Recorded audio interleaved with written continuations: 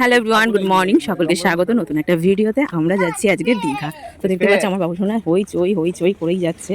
তো আমরা নাবার সময়ও হয়ে গেল। আমরা ভোর 4টার সময় ঘুম থেকে উঠেছি, 4:45টায় এসেছি আমরা মধ্যমগ্রাম চৌমাথায়। তারপর ওখান থেকে 5:05 বাসে উঠেছি। এখানে এসে নেবে আমরা রয়েছি ওল্ড দীঘাতে। আমরা যাব কারণ কি, ওল্ড দীঘায় আমরা আগে থেকে বুকিং করেছি, আমাদের পরিচিত।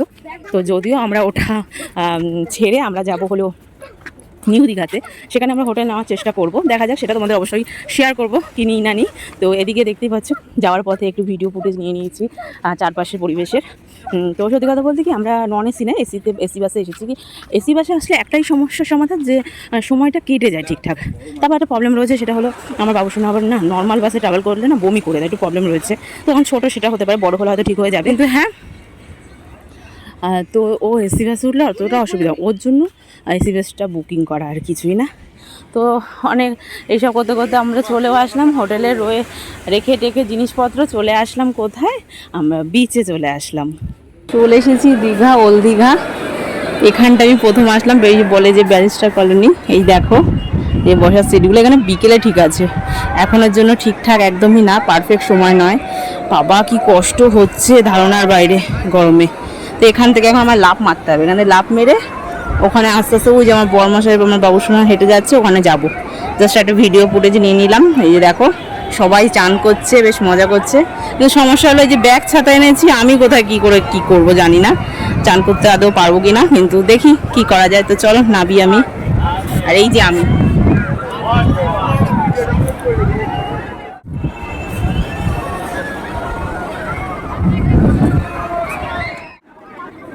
বাবু সোনা দেখো ওর বাবার আগে দৌড়াচ্ছে, ওর এত ভালো লাগে সমুদ্র, ওর ঠেলায় মানে কি বলবো, এখন 8 দিনও হয়নি আমরা সমুদ্রে এসেছি, আবার আসতে হলো।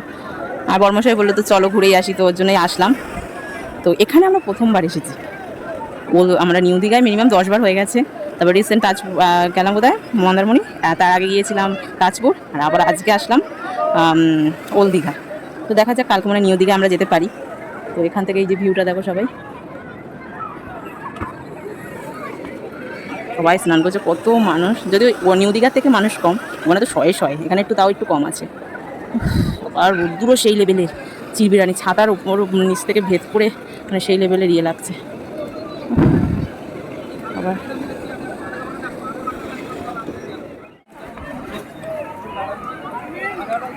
মুখ পুরো লাল হয়ে গেছে গরমে, ঘেমে চান।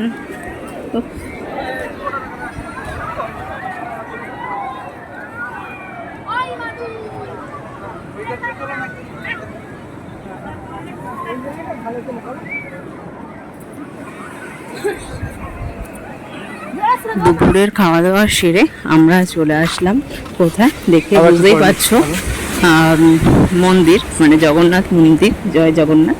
আমি আগামীকাল পুজো দেবো। তো ব্যাপারটা হচ্ছে, আমরা টোটো ধরেছি, টোটো ওল্ড দীঘা থেকে টোটো ধরে আমরা যাচ্ছি নিউ দীঘা সি বিচে।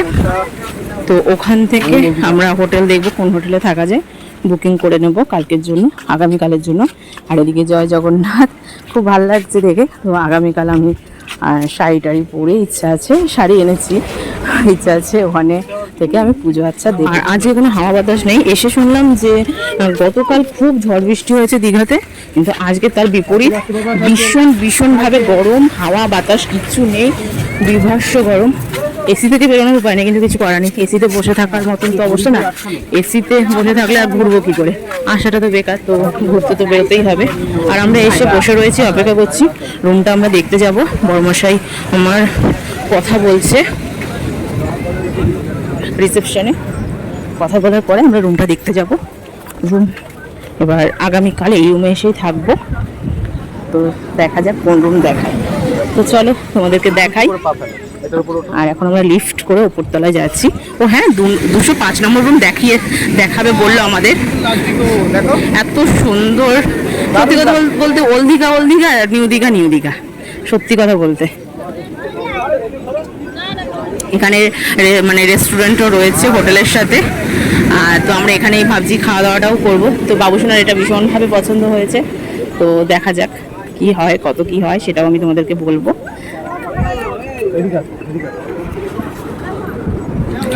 বাবুসোনা তো এখনই টিভি ফিভি দেখবে এরকম একটা অবস্থা। আর রুমটা আমার দেখে খুব পছন্দই হয়েছে।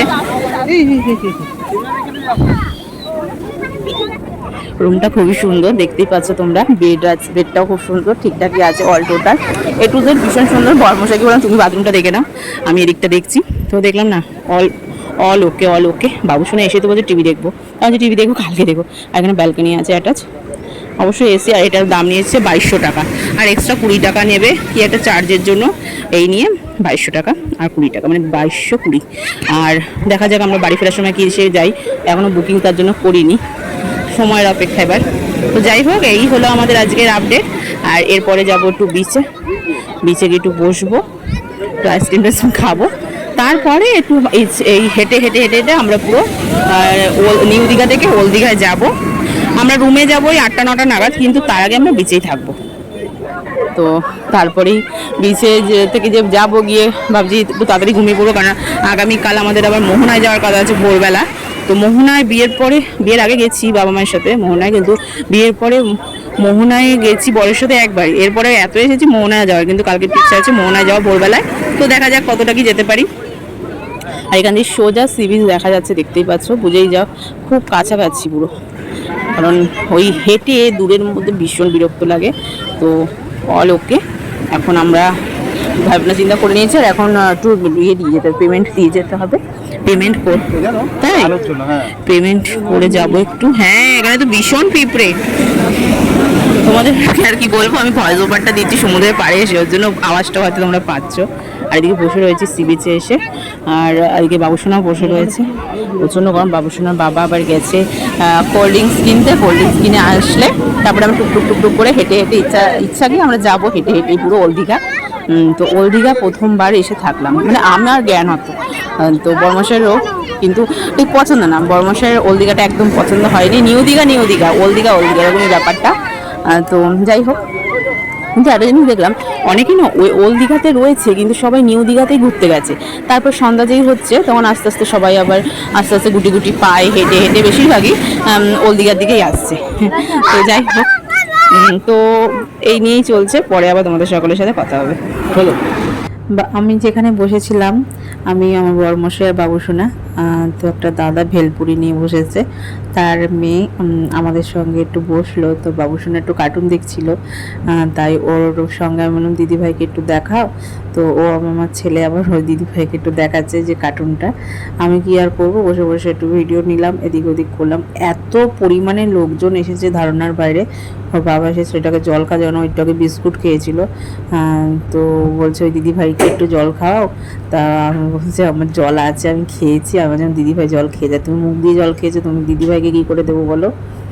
তো এদিকে কি সুন্দর ঢেউ আসছে সমুদ্রের, ধারণার বাইরে। হয়তো তোমরা আওয়াজ পাচ্ছ, ভীষণ ভালো লাগছে। কিন্তু একটা কথাই, একটা জিনিস অবাক লাগলো, এই যে 4টে নাগাদ, কিন্তু একটা জিনিস দেখলাম, 4টে নাগাদ কোনো লোক ছিল না ওল্ড দীঘাতে। আর এখন দেখছি সব নিউ দীঘাতে ভর্তি। এই নিউ দীঘার লোকজনগুলোই, মানে রাস্তায় যে পাশ দিয়ে যাচ্ছি আমরা, এই যে এখানে পুরো শয়ে শয়ে লোক ওল্ড দীঘার দিকে যাচ্ছে। তার